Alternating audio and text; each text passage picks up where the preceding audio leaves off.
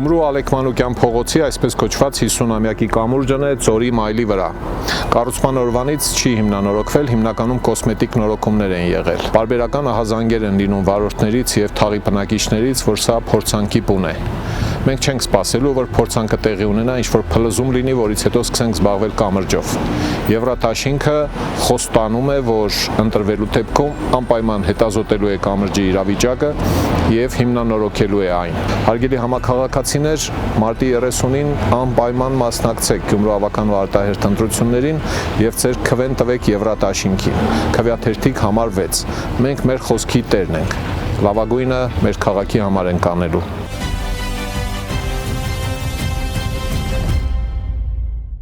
Քերծվածքակայուն, ջրադիմացկուն եւ հարվածակայուն լամինատների նշված տեսականին ձեռք բերեք իդեալ համակարգի խանութ սրահներից 1 քառակուսի մետրը սկսած ընդամենը 2450 դրամից։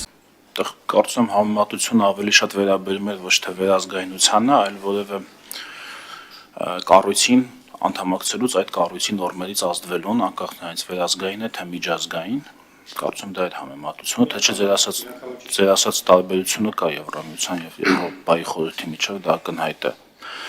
Բայց այս դեպքում էր առավել եւս, եթե միջազգային կառույցից պետությունը ազդվում է, դրական իմաստով վերազգայինից առավել եւս ազդվում է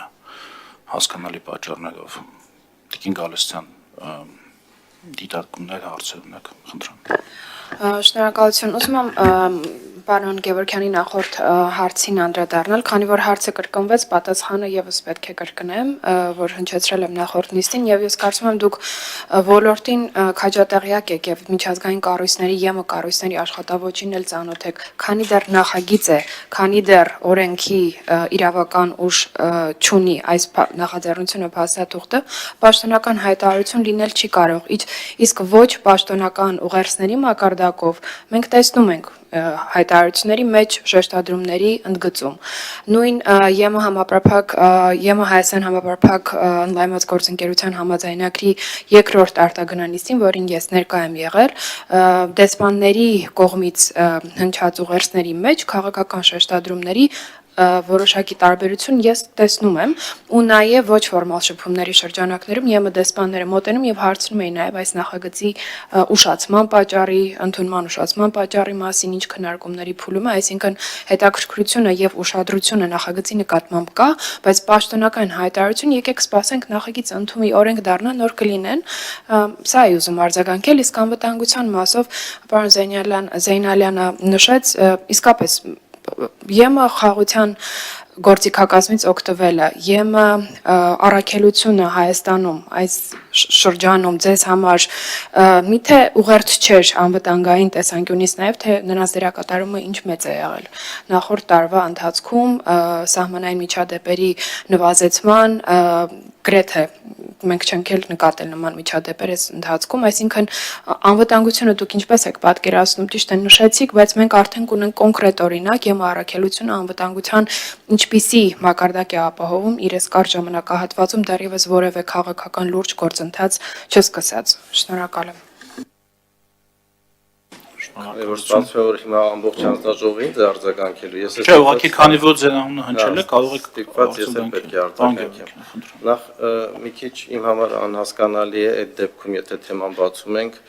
ինչից էին դեսպաններ անհանգստացած, որ սենց 2-3 շաբաթով հետաձգվեց օրենքի նախագիծը։ Արդյոք նման բան որևէ բան չի ասել։ Չէ, ասեց քիչ առաջ։ Այո, հետաքրքրվել էին, դե այտենց հնչեց, որ հա, ամենայն դեպս հետաքրքրվել են, ես ենթադրում եմ, որ նաև անհանգստացել են, ես ինչու հետաձգվեց եւ այլն։ Չէ, ձեր տրամաբանությամբ կստացվի ուրախացել էին, ձեր նախորդ ասացի տրամաբանությամբ։ Իմ ասածը ընդունեք այնպես, ինչպես ես ասում եմ, այլ ոչ թե դուք։ Դե կլինի դուք էլ մեր ասած ընդունեք այնպես, ինչպես ասում եք։ Պարոն Գևորգյան, չեն անհանգստացել, հարցրել են, հետաքրքրվել են։ Okay, լավ, այդ հետաքրքրությունը ինչով է գալիս, պայմանավորված էր անհանգստությունով, թե զուտ այլ բաներով։ Հա,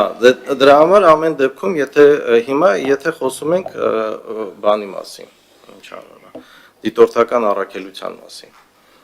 Ամսի 29 փետրվարի դիտորդական առաքելության 2 տարվա նոր մանդատը մտնում է ուժի մեջ, 2 շաբաթ հետո պարզվում է, որ Հայաստանի Հանրապետությունը Ադրբեջանի հետ համաձայնեցնում է մի դրույթ, ըստ որի այդ առաքելության գոյությունը սահմանի վրա անհրաժեշտություն չի ունենալու։ Այսինքն հիմա այս դիրքորոշումից կամ այս մոտեցումից Եվրոմիության հիմա նորից որ հարցնեմ, հեսա կասեք միջև պայմանագիրը չստորագրենք, իրենք ոչ մի բան չեն կարողանալու ասել։ Ես արձագանքում եմ ասածին։ Չէ։ Իմ արձագանքին։ Չէ, Գևորգյան, ավարտեք ձեր խոսքը։ Հռետորական են իմ հարցերը։ Շատ լավ։ Հռետորական են իմ Ավարտեք, հարցերը։ Այսինքն ես այս վրդովմունք չեմ հասկանում։ Այսինքն դուք կարաք արձագանքեք իմ ասածին, հարցադրումներ անեք, ես ձեր ասածին չեմ կարող արձագանքել, որ հռետորական։ Ըստ էության այդ համեմատությունը անելը կամ տանելը մի քիչ տեղին չէր, այսպես ասեմ։ Շնորհակալ եմ։